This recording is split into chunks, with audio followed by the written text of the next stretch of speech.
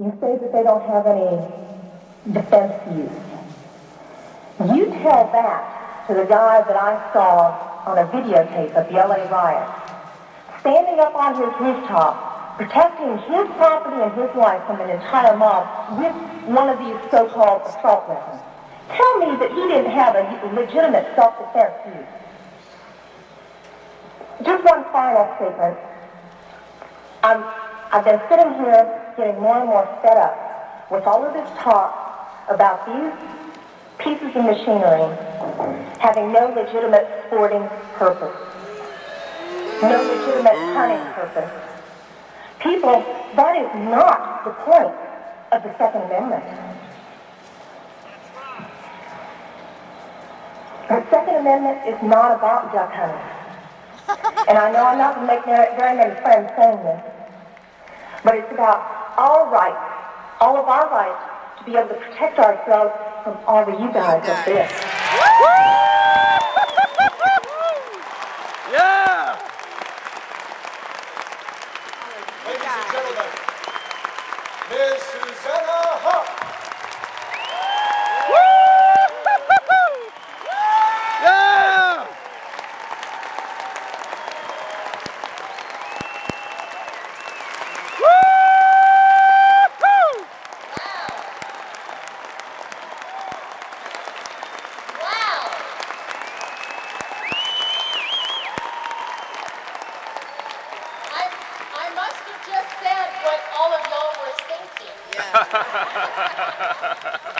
I feel so fortunate today because I get to come up here and talk about one of my favorite amendments. It's the amendment that keeps all of the other amendments safe. That would be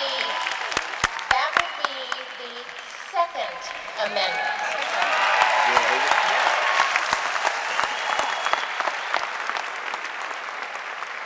Now, y'all have had all of this upbeat music, and I hate to kind of bring you down a little bit. I'll try to bring you back up.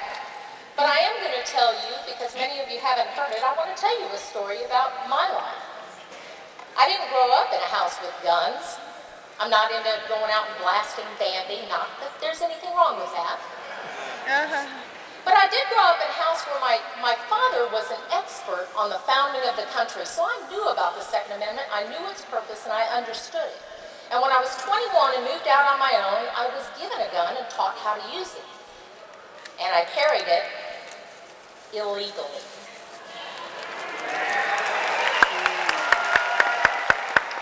It was actually an assistant district attorney in Harris County, Houston area, that convinced me to carry it illegally. He said, "Susie, you don't see this stuff." And he was right.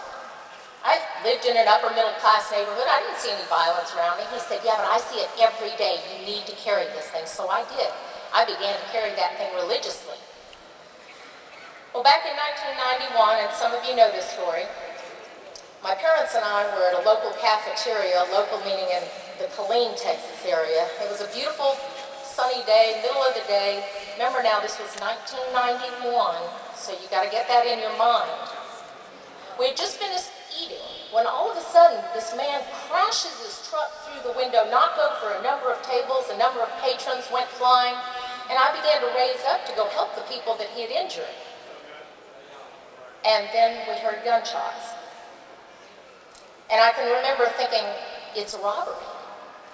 We got down on the floor, my father and I put the table up in front of us, and we expected to hear the guy say something like, "All right, everybody put your wallets up on the table." But that didn't happen. He was simply walking around, taking aim, pointing at one person, pulling the trigger. Then he would go to the next person, take aim, pull the trigger. He had complete control over the situation. It took a good 45 seconds, which is an eternity, to figure out that this guy was simply going to walk around and shoot people. Remember, 1991. This stuff wasn't happening back then. When I did figure it out, I thought, I've got him. I've got this guy. I reached for my purse on the floor next to me. Remember now, he's up. Everybody in the restaurant is down. I've got the table up in front of me. I've got a place to prop my arm. I've hit much smaller targets at much greater distances. But then I realized that a couple of months earlier, I made the stupidest decision of my life. My gun was 100 yards away in my car, completely useless to me, because I did what so many of you would have done. I didn't want to break the law. I thought, what are the odds of anything like this happening? If I need my gun, it's going to be if I'm on a back Texas road and I break down. It's sure as heck not going to be in a crowded restaurant, right? So there was my gun, useless to me, out in my car. At that point, my father took my attention, and I had to hold him down by the shirt collar, and he said, I got to do something, I got to do something. He's going to kill everybody in here. When he saw what he thought was a chance, he ran after me, but he only covered maybe half the distance. The man, as I said, had complete control, and he simply turned and shot my father. I saw the wound, I saw him go down. He was still alive, and he was still conscious, but I basically wrote him off at that point. The good thing was that it actually made the gunman change direction slightly. Instead of continuing directly toward me, he went off to my left and began around the room this way. And when I saw what I thought was a chance, I grabbed my mother by the shirt collar. I said, come on, we gotta run, we gotta get out of here. And my feet grew wings, and I made it out a back window where a number of other patrons had made it out. As soon as I got out there, I ran into a friend of mine, and he said, thank God you're all right. And I said, yeah, but Dad's been hit and it's bad. And I turned to say something to my mother, and for the first time realized she had not followed me out. Now I'm going to fast forward 15, 20 minutes later. I'm going to tell you that the police officers in my, God bless them, several of them were patients of mine at the time. They were in the building next door. And in an odd twist of gun control fate, the manager of that building didn't want the patrons, it was a hotel, to be uncomfortable with the sight of guns on these police officers.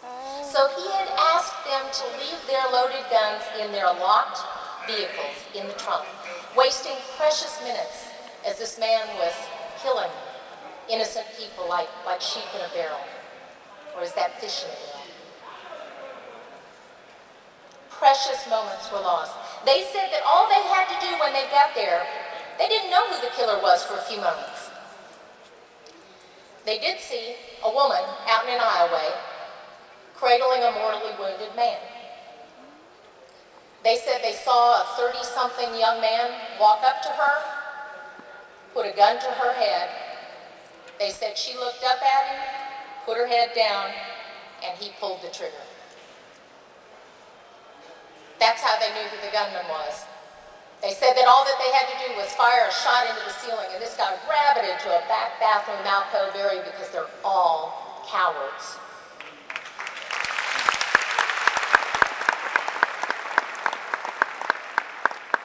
They exchanged a little gunfire, and then he put a bullet in his own head. Saved us all the problem. He killed 23 people that day. Up until recently, it was the largest mass shooting in this country. 23 people, including my parents. It hadn't occurred to me at the time when I was running out that back window, but my mom wasn't going anywhere without Dad. They had just had their 47th wedding anniversary. Now, this may sound a little odd to you, but I wasn't mad at the guy that did it, because to me, that's like being mad at a rabid dog. You don't be mad at a rabid dog. You take it behind the barn and you kill it, but you don't be mad at it. But let me tell you, I was mad as hell at my legislators because they had legislated me and other people in there out of the right to protect ourselves and our families.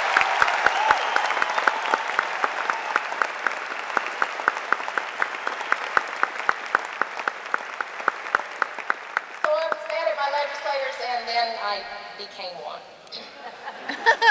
But, you know, I feel fortunate because I'm one of those fortunate people that I've been on both ends of the spectrum now. I have stood before legislators and testified, and I have sat up on the dais and listened to people testify. So I know what it's like to be on both sides of the spectrum there. And I know that guns are not a guarantee. Of course they're not a guarantee. It's a hunk of metal. But they change the odds. And that's an important point. Your little old grandmother in a wheelchair that's going out to get her Social Security check, and those three little thugs know she's going to get Social Security check and they come after her with screwdrivers and knives, now all of a sudden she's on equal, if not better than equal footing with those kids. All right, let's think about this. Because I know you guys sometimes have to argue about the Second Amendment with your neighbors or with squishy people. Okay? I understand that, and there may be some squishy people here in the audience today when it comes, and I hate to say this, but a lot of times it's my women. It's women. You know, we're not comfortable with the idea of guns. They make loud noises. And it's a true thing, but let me put it to you this way. A lot of people think there's a problem with guns, that guns are the problem. But think about this for a minute. Think about these mass shootings that we've had in this country. We had it in Luby's. Oh, wait a minute. I'm sorry. That couldn't have happened because guns weren't allowed there. Oh, then there was the post office. You remember the post office shooting? Oh, wait a minute. Guns aren't allowed in federal buildings. Columbine, whoops. Guns aren't allowed there. Let's see, there was the Xerox factory in Honolulu with the big no gun sign on it. Guns weren't allowed there. Virginia Tech, guns weren't allowed there. The daycare center, guns weren't allowed there. Name me one place, if guns are the problem, name me one place where a mass shooting has occurred where guns were allowed. That's right. You can't. All right. If guns are the problem, then how come we haven't seen these dreaded shootings at skeet and trap shoots? Or speaking of dreadful, the dreadful gun show. Places where the NRA conventions. Places where there are thousands of guns in the hands of at least as many citizens. If guns are the problem, somebody explain that to me. Now somebody called me the other day and they said, well, Susanna, there were guns on Fort Hood.